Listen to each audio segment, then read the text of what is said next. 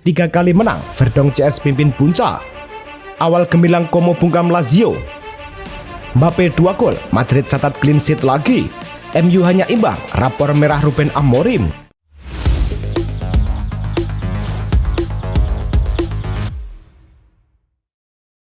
Halo Soccer Mania, kembali lagi di Blessing Soccer News. Kali ini kami sudah siapkan berita-berita terbaru seputar dunia sepak bola. Tentunya untuk kalian semua, selamat menyaksikan. Duel Mönchengladbach versus Hamburg berlangsung di Borussia Park pada Minggu malam. Pertandingan pekan perdana Bundesliga ini berjalan ketat sejak menit awal.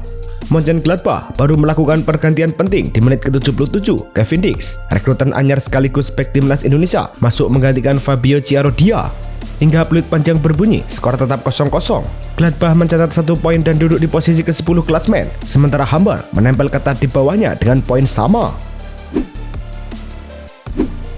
Laga NEC Nijmegen versus NIC Breda berlangsung di Cover Stadion. Tuan rumah langsung unggul cepat di menit ke-8 lewat penalti Cherry.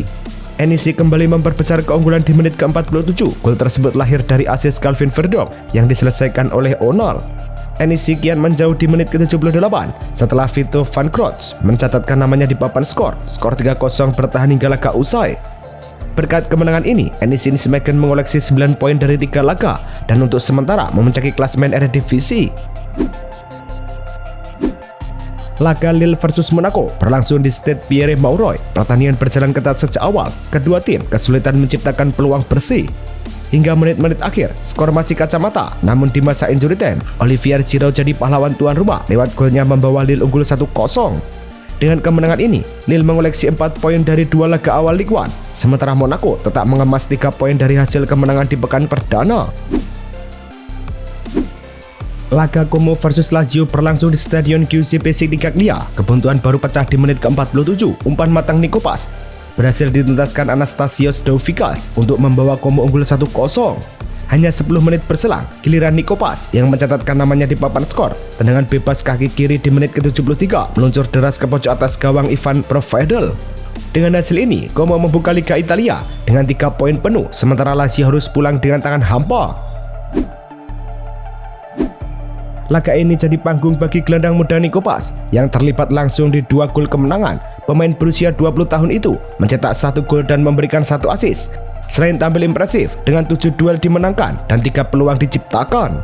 Seperti dicatat situs resmi Serie A, Pas kini jadi gelandang dengan assist terbanyak di tahun kalender 2025 dengan 6 assist berbuah gol. Hanya Aaron Martin yang mencatat lebih banyak assist di liga dengan 7. Laga Juventus versus Parma berlangsung di Allianz Stadium pada Giornata pertama Serie A. Babak pertama berjalan ketat, skor masih 0-0 hingga turun minum. Juventus akhirnya memecah kebuntuan di menit ke-59. Jonathan David sukses membawa tuan rumah unggul 1-0. Bianconeri justru mampu menggandakan skor. Dusan Vlahovic mencetak gol kedua usai kembali memanfaatkan kerjasama dengan Yildiz. Pertandingan berakhir 2-0 untuk Juventus. Tambahan 3 poin ini menempatkan Signatua di posisi ketiga klasmen. Laga Villarreal versus Girona berlangsung di Estadio de la Ceramica. Tuan rumah langsung tancap gas dan berhasil unggul cepat di menit ke-7 lewat Nicolas Pepe. Belum genap 10 menit berselang, tepatnya di menit ke-16, Tejan Buchanan mengadakan keunggulan. Dalam kurun 3 menit, Villarreal menambah 2 gol lagi. Rafa Marin menanduk bola kiriman Yeremy Pino di menit ke-25. Lalu Buchanan kembali mencatatkan namanya di papan skor di menit ke-28 setelah menerima umpan Sergi Cardona. Buchanan menutup malam gemilang dengan hat-trick di menit ke-64. Ia menaklukkan kiper Girona. Dengan hasil ini, Villarreal berhasil meraih 3 poin penuh dan di posisi pertama, sementara Girona tanpa poin dan jeblos di posisi ke-20. Laga Oviedo versus Real Madrid berlangsung di Estadio Carlos Tartiere. Madrid membuka skor di menit ke-37 melalui Kylian Mbappe yang menerima umpan terobosan Arda Güler. Madrid berhasil menggandakan keunggulan di menit ke-83. Mbappe kembali mencatatkan namanya di papan skor setelah memanfaatkan assist Vinicius Junior. Menjelang akhir laga, Real Madrid menutup pesta gol lewat aksi Vinicius di injury time, membuat skor menjadi 3-0. Kemenangan ini membuat Real Madrid mengoleksi 6 poin dan duduk di peringkat ketiga klasmen La Liga, sementara Real Oviedo terpuruk di posisi ke-19 tanpa poin. Real Madrid memulai musim La Liga 2025-2026 dengan solid di lini belakang, mencatat clean sheet pada 2 pertandingan pembuka.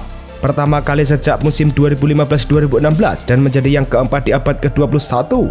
Di bawah pelatih anyar Xabi Alonso, Los Blancos mencatat kemenangan 1-0 atas Osasuna dan melanjutkan tren api itu ke laga kedua kontra Real Oviedo dengan menang 3-0. Total mencetak 4 gol tanpa kebobolan, mengokohkan start sempurna dengan 6 poin. Laga Everton versus Brighton berlangsung di Hill Dickinson Stadium. Di menit ke-33, Everton membuka keunggulan. Umpan silang Jack Grealish berhasil disambar Liman Ndiaye. Memasuki babak kedua, Everton kembali menambah gol di menit ke-52.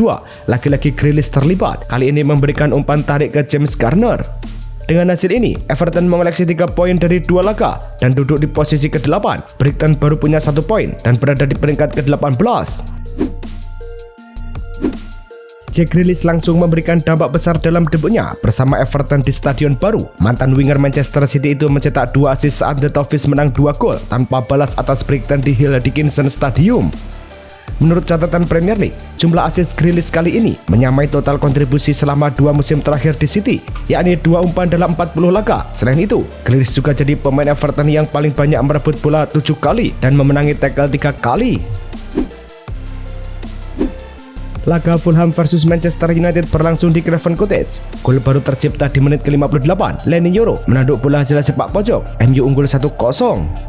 Fulham langsung membalas di menit ke-73. Emil Smith-Rowe yang sukses menyamakan kedudukan setelah menyambar umpan silang Alex Iwobi. Tak ada gol tambahan, laga tuntas dengan skor 1-1. Dengan hasil ini, Fulham mengoleksi 2 poin dari 2 laga dan duduk di posisi ke-13. MU baru punya 1 poin dan berada di peringkat ke-16. Start Ruben Amorim di Manchester United makin memprihatinkan. Dari 29 laga Premier League, Amorim hanya meraih 7 kemenangan atau persentase menang 24,1%. Sama persis dengan Neil Warnock yang 2 kali terdegradasi dari kasta tertinggi Inggris. Lebih ironis, sejak awal April, United hanya mengoleksi 6 poin, terendah di antara tim yang selalu hadir di Premier League. Bahkan Leicester City yang kini berlaga di Championship mencatat 8 poin lebih banyak. Neymar kembali menjadi sorotan setelah mengalami cedera saat latihan bersama Santos. Menurut laporan Globo Esporte, sang penyerang meninggalkan sesi latihan lebih cepat pada Kamis lalu dan sejak itu, sang pemain hanya berlatih di gym hingga Sabtu. Dan bahkan mengeluh nyeri saat berjalan. Ia juga mengeluh sakit saat berjalan, sehingga Santos langsung melaporkan kondisi pemainnya ke Konfederasi Sepak Bola Brazil, CBF.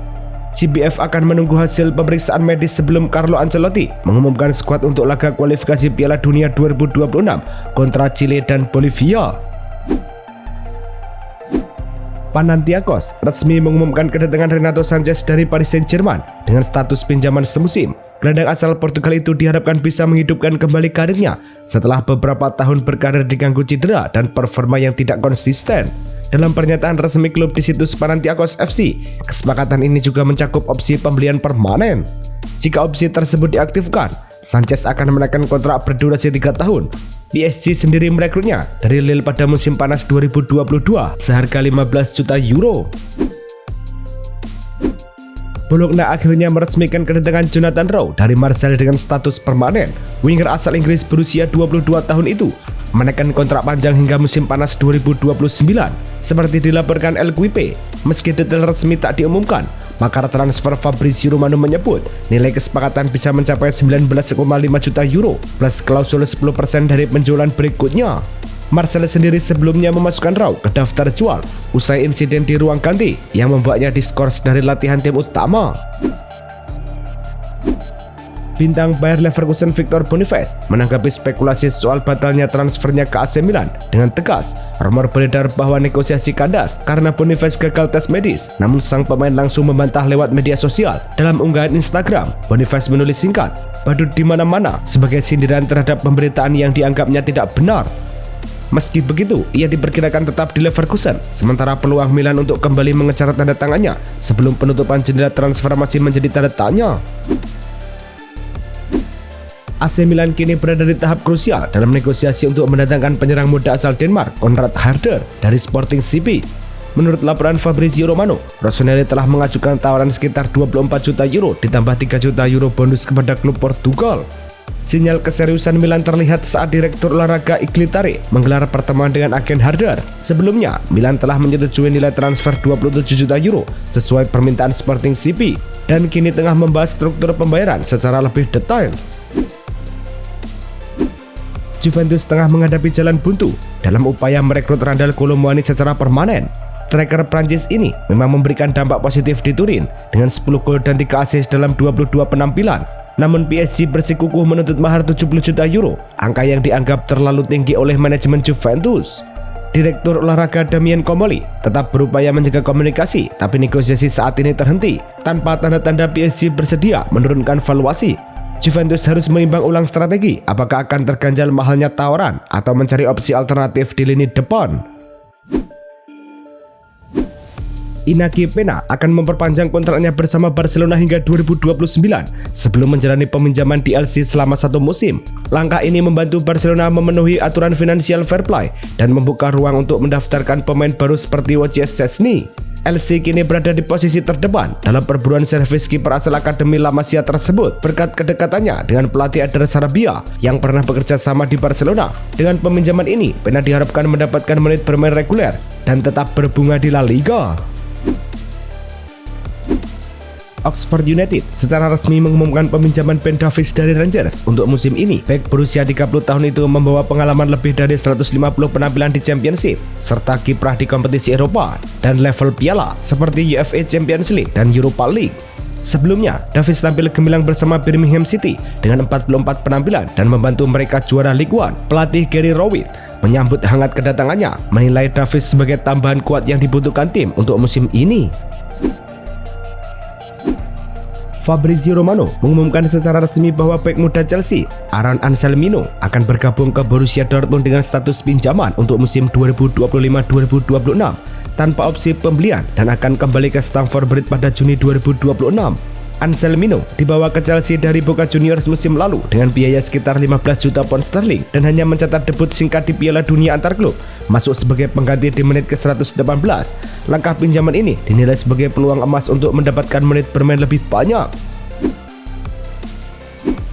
Borussia Dortmund semakin dekat mengamankan tanda tangan Karni Chukwuemeka dari Chelsea. Gelandang berusia 20 tahun itu mendarat di Jerman Minggu malam sekitar pukul 10 langsung dijemput dari bandara. Direktur olahraga Dortmund Sebastian Kehl juga terlihat hadir di lokasi.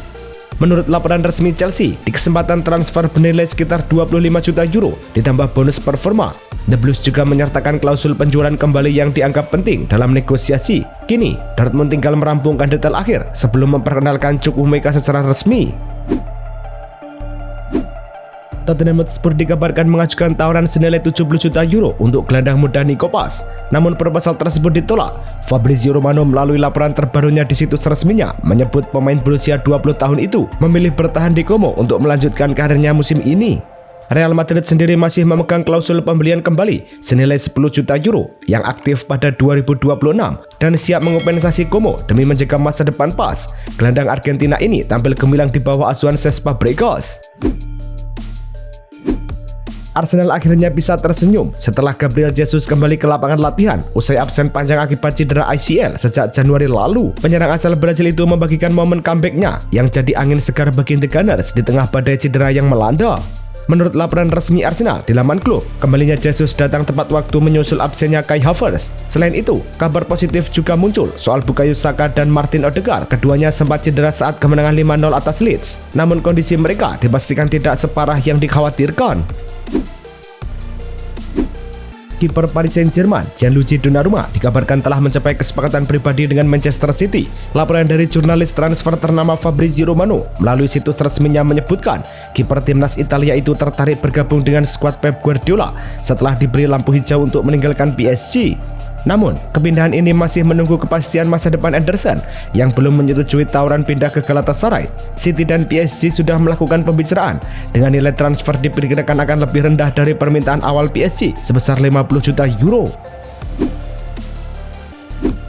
Manchester United dikabarkan selangkah lagi mencapai kesepakatan dengan Royal Antwerp untuk mendatangkan kiper muda Sean Lemans. Fabrizio Romano melalui laporan terbarunya menyebutkan bahwa negosiasi kedua klub sudah berada di tahap akhir. Dengan Lemans juga telah sepakat soal kontrak pribadi bersama Setan Merah.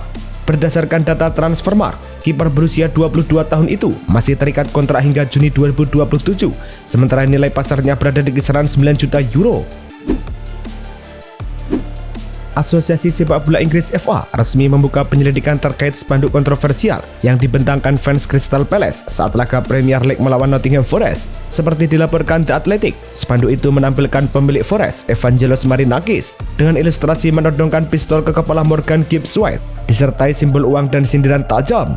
Crystal Palace sendiri memiliki aturan ketat bahwa spanduk tidak boleh mengandung bahasa ofensif maupun bernuansa politik.